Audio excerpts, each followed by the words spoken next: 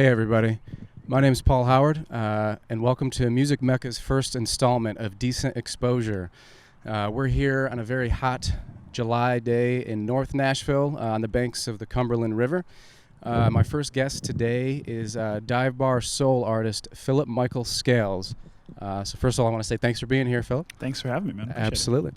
So how's your week been, man? Things going all right this week? Things are good. Things are writing, good? chilling, hanging. Yeah, right on. Watching any good movies, TV shows lately? Just trying to finish up BoJack Horseman and getting ready for Umbrella Academy. Nice, right on, man. You know. So you grew up in Metro Detroit, is that right? Yeah, correct. Nice, correct. right on. Yeah. So when did you first get into writing and playing music? I think when I was little, I was doing all those like parodies and stuff. Like I remember remember that little kid drawing paper that was like pink, blue, and like white. Like it was like for handwriting, and so you could like get your like A's and your B's and your hazy. Sure. So there's like little kid writing, and I just remember like making parodies of like Wild Thing or like whatever just to like my own lyrics. So I want to say that's there. And so it's actually weird because I remember writing songs before I knew how to play guitar. Okay. So I just would like type up words and sing them, and like then I realized like at some point in time that I could put them to music myself, and was like, what? Yeah. That's awesome. So right pretty young age. Nice, man. So what were or are some of your favorite Detroit venues that you either played at or just fond memories of going to growing up? You know, I gotta say I was 18 when I left for good. Gotcha. So I played a lot of sort of all ages, like high school, you know, battle of the bands type things, which were always a riot and fun. I actually probably made more in merch then, you know. Nice. But yeah, man, I mean, obviously the Fillmore is a great venue. There's a sweet room. I can't remember what I'm blanking on the name, but yeah, there's Cass Cafe. There's just a bunch of different cool rooms on there. Obviously the Shelter, Clutch Cargo's is no more, St. Andrews Hall. Those are all like staples. Right. Nice. And so you moved to Chicago after Detroit, is that right? Yes. Okay. Chicago. Well, I went to school in Boston. I went to Berkeley. Oh, right on. Okay. And then after Berkeley, it was Chicago for nice. a real long time. For a real long time. Yeah. Okay. So how about that question for Chicago? So tell me about that. Man, love Shuba's, love Lincoln Hall. Uncommon Ground's a pretty like cool little listening room that I played a lot of small shows in, which I loved. I actually did it on my last tour. That was a really special show. What else? What other rooms do I love in Chicago? I'll go with those. Those are solid rooms. Right on, man. So I've got some Detroit trivia questions for you. Oh, okay. I don't know if I have them or not. I did some Detroit research here, so we can all learn together some things about Detroit. Which of these four famous folks are not a Detroit native? Okay. Charles Lindbergh, Stevland Hardaway Judkins, better known as Stevie Wonder. Okay. Hillary Clinton and Diana Ross. Which one of those is not a Detroit native? You know, it's hard because I don't know the first two. Charles Lindbergh was like an old aviator, pioneer of aviation, and Stevie Wonder. Then Stevie Wonder. Yeah, and then Diana Ross and Hillary Clinton. I'm going to say Stevie Wonder wasn't from Detroit. That is incorrect. That is incorrect. Okay. That is incorrect. So Hillary Clinton. Okay. Yeah, the rest were fair enough. Yeah, were either born or moved there at a very early age. I felt like that question was going to lead me the wrong way because Stevie was Motown, and like there was like, okay, which one of these doesn't make sense? Absolutely. But I hear you. So that's the one. Okay, now a couple true or false questions. Sure. Detroit has the oldest and the largest bowling alleys in the country. True or false? True. That is true. Okay, true or false? The movie RoboCop from the 80s both took place and was filmed in Detroit. True. That's false. Really? The movie plot was based in Detroit. It was filmed in Dallas. So man, I'm losing on I'm never going to go home for Thanksgiving ever again. That was a little tricky. Tricky. Okay, last true or false? The Detroit Lions have only won one playoff game since 1957. That sounds right. That's true. That is true, man. I mean, unfortunately. Yeah, they're pretty bad. They won January 5th, 1992 against the Cowboys, and then that was it. That was it. Okay, so that's a little bit of Detroit Break your heart every time. Absolutely. Okay, so this one is kind of crazy. So is it true your uncle is B.B. King? Yeah. Okay, that's wild. On your mom or your dad's side? It was more of like a family friend vibe. Sure. You know, he and my Yeah. aunt were really, really, really good friends for a very, very long time. And so when I was born, they were like, he was like, I'm your uncle. And I was Yeah, like, oh, for hey, sure. how's it going? Yeah, How's it going? pretty much. That's awesome. Do you what's your fondest memory of him? Like, what kind of first jumps to your mind of Oh, just hanging out in the back of the bus, like making jokes. Just back of the bus? Back of the bus, making jokes. That's like, you know, awesome. those were the times where, you know, we were just all trying to make each other laugh. That was my That favorite part. sounds amazing. Were you guys ever able to discuss like the depths of his knowledge, whether it be like playing guitar or the music business at all, or were you too young for that? Or We talked a bit. We didn't talk too much about guitar. We talked a little bit about the business, but like he was a huge history buff, man. So like he was always talking about like like all the things that he sort of had learned. So that was really interesting. I actually have a podcast and I had an interview that I did with him for school. Oh, wow. And he talked about racism for about an hour. And Damn. like his personal experiences sort of playing Woodstock and sort of all that stuff. So that sounds incredibly yeah, interesting. so I'm glad that I had the foresight to just put it on tape because that was really cool. Yeah. Wow, man, that's awesome. So how long have you been in Nashville then? I've been in Nashville since September, so like 40 years in quarantine time. Yeah. But Damn, yeah. yeah, dude, it's been September, and then September will be my anniversary. So I Yeah, keep wow. saying like 6 months, but like since it's like 9 months, right? Yeah. Time, it's going. Right. So a few months ago, you released your single "Find a Way." Yes. Was that your most recent single? Yes, that was my most recent single, man. Right on. And what was the inspiration and influence behind that track? I was hanging out with this guy named Tony Esterly, and he's done awesome production for like BTS and Sia and like all these crazy artists. And so he just like, I went to a studio one day, we were set up for a write, and he put on a beat and he was just like, play some chords. And I was like, cool. And I did. And then I kind of dug through my journal a little bit, and we were talking about the music industry, and you know, he's like, you know, songs never read well that are like, screw the industry. He's like, you know, they just never play well. And I was like, yeah, I don't know. And so I started thinking, I was like, well, my thing is like, I know it's a complicated business, but I'm going to find a way to get there. And so that's where, and I had already written the line, I chased the lightning, I got soaked in the rain. And so then I was like, all right, cool, let's go with that one. Yeah, hell yeah. Is it going to be on an upcoming EP or LP or anything like that? It's so weird these days because everything just kind of lives online on Spotify anyways. I would love for it to be a part of a larger body of work, so it might be, but we'll see. Yeah, right on, play it by ear. Yeah. Cool, man. So what's your songwriting process like? Is it more like structured and regimented or kind of more loose and sporadic?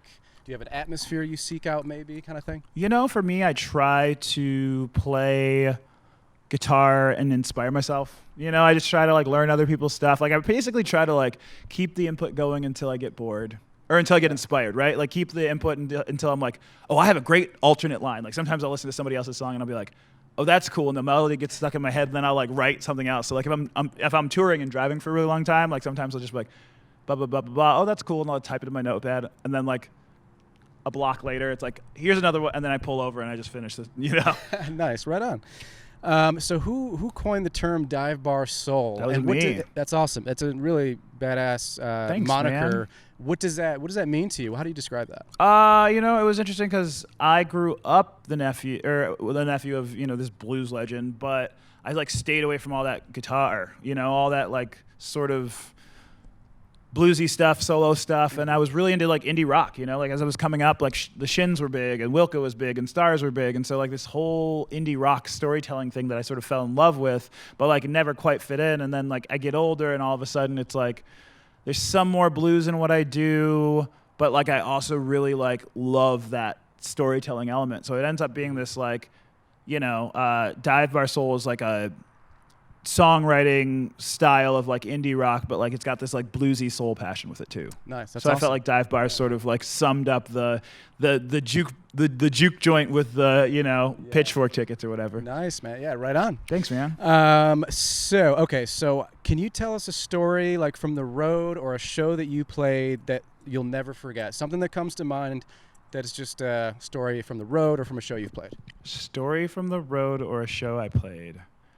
You know, I think, I'm trying to think of like the good one or like the appropriate one. So I've done a lot of jobs for full-time music, right? Like just, you know, people think like, oh, you're a full-time musician. Like you just go places that have your name on the building, and then you play, and you're like, no, that's not always what it looks like. Sometimes you play like, what's it called? Like proposals. So like, like some dude has waited a little too long to ask his partner to marry him, and so then he calls me, he takes her to her favorite restaurant, I pop out of the bushes, scare the hell out of her, I start playing her favorite song, he gets down on one knee, they sob, I make my money and go home. So I've done quite a few of those, and that's awesome. Yeah. It's usually an Ed Sheeran song. Usually I don't know the second verse, because usually it's just like, I love you. It's like one verse is good. It is. I mean, it's just you don't want to overdo it. You really don't. It's going to take a second for them to get in the moment. 2 minutes and 45 seconds is a long time in real time. I believe it. That's awesome, though. All right. So this is a hypothetical. So the year's 2019. So you moved here in September of 2019. Sure. So pandemic and all that bullshit's not happening. So we're going back in time when things are, back to normal. What are the 3 Nashville establishments that you've grown attached to since you've been here? Whatever that means. Clubs, restaurants, coffee shops. Just a shout out to some Nashville places. Shout out to some Nashville spots. I would say 5 Spot, is kind of like that, like communal. Everybody's, got to play a show there. Everybody's got shows there. And it's sort of like that place you can kind of meet everybody. Dose Coffee was probably the closest coffee shop to my house. So I would say that's on the list. And then, third establishment. I don't know, man. Maybe you have to give it up to like the Basement East. Solid too, man. Another great venue. For sure. All music's solid. in all of it, right? For sure. It's a good list. Ty Fouquet gets the Fouquet. Yeah, R.I.P. though. I think it burned. No, there's one in Goodlettsville. In Goodlettsville. I was gonna say the one.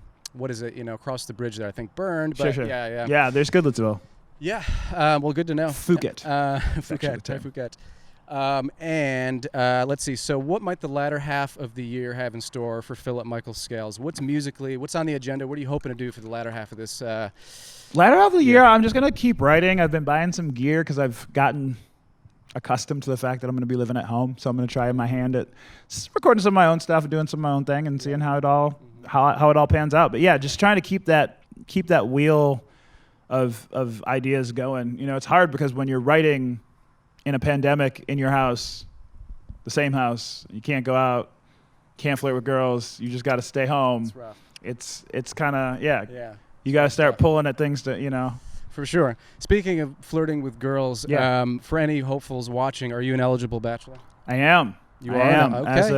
As of this day, I am. As of this day. You heard it here, guys. So there's that. All right. So that's going to do it on my end, actually. Cool. So thanks for watching, everybody. That's going to be the end of the interview portion of this. Philip's going to take it away and play some songs. I'm going to get the hell out of here. Thanks for watching, and pass it on off to Philip. Cool.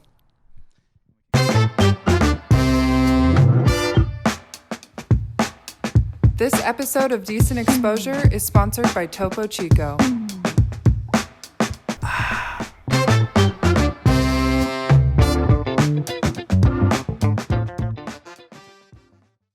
My name's Phillip-Michael, and this song is called Find a Way.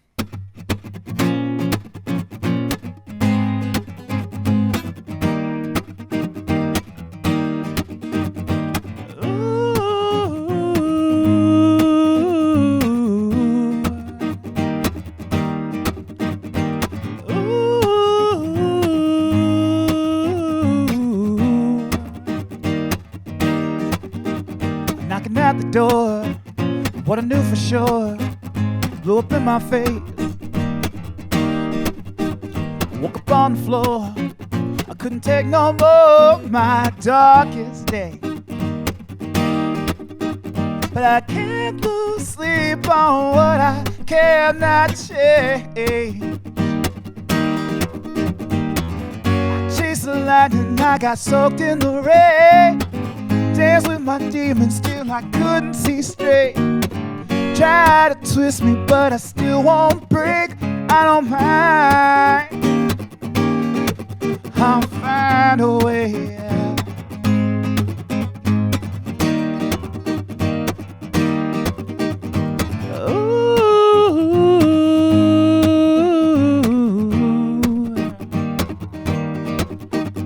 before the thrill is gone. Gotta get it on, find that strength. 'Cause the road I chose, well, it's always close, and the highway lines make me feel so safe. I chased the lightning, I got soaked in the rain. I danced with my demons till I couldn't see straight. Try to twist me, but I just won't break. I don't mind. I'll find a way.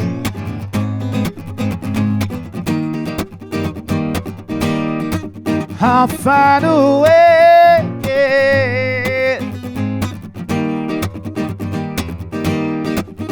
Find a way. Find a way. Find a way. Find a way. Find a way. Find a way. Find a way. Find a way. I chased the lightning, I got soaked in the rain. Danced with my demons till I couldn't see straight. Try to twist me, but I just won't break. I don't mind. I'll find a way.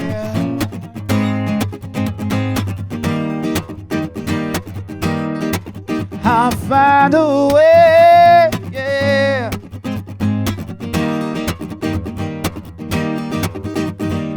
Ooh.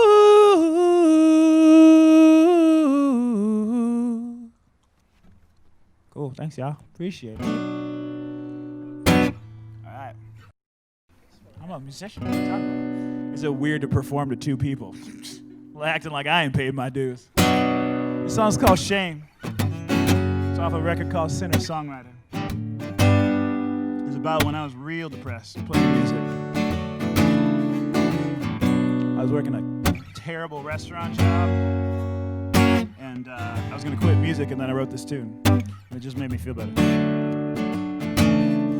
Shame, shame, shame.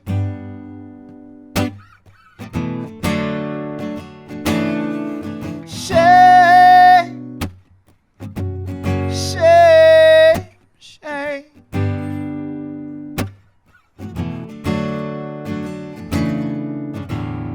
Ain't no shame in feeling alone, like you're ready to give up the ghost.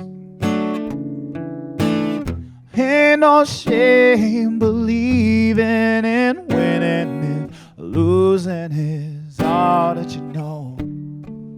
Talking about shame, shame, shame.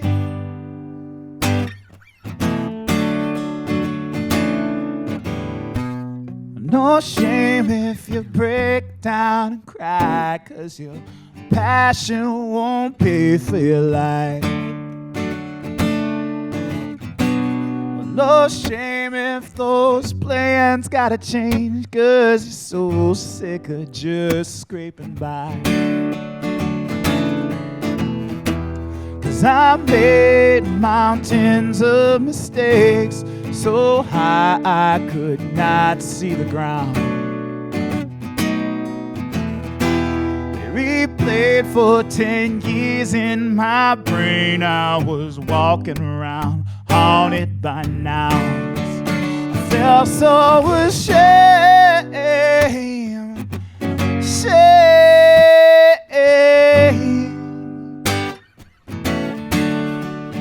Lord, so ashamed, shame, shame.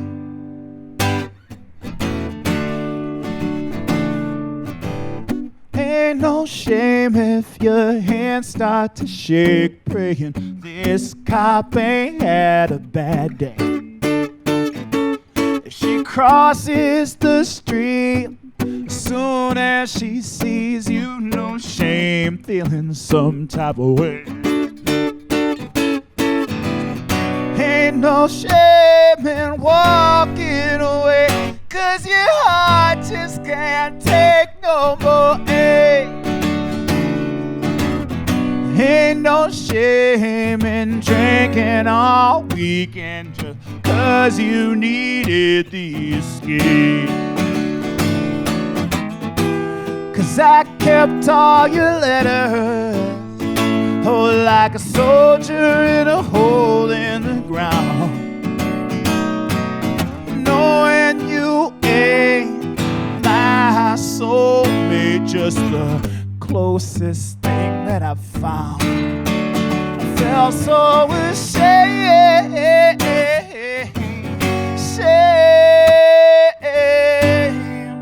Lord, so ashamed. I felt so ashamed,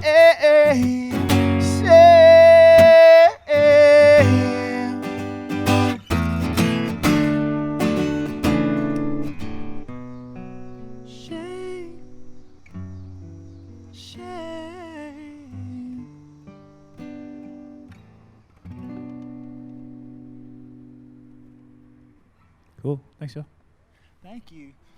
All right, so this song's called Oh Hallelujah. It's about being a mess in your 20s and meeting somebody in your 30s. Oh, hallelujah, I'm glad we ain't met sooner, 'cause if younger me and me, younger you, we would've this up, and that's the truth. Yeah.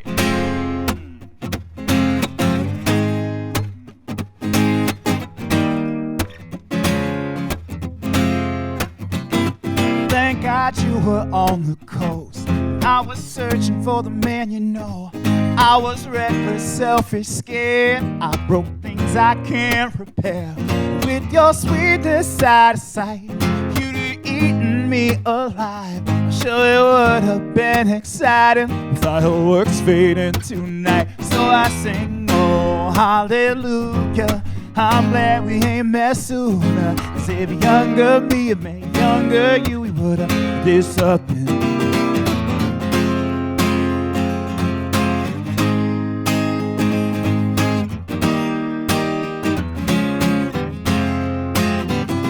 temper's temper over time. I still recognize your fire. Don't get it twisted, girl, I love you for your flame. There must have been some cosmic plan for this lion and this ram, who could have wrestled for a throne, but instead they built a home. Now they sing, oh, hallelujah, I'm glad we ain't met sooner. 'Cause if younger me and me, younger you would this up. Well, if you came when I had prayed, I don't think we'd be here today.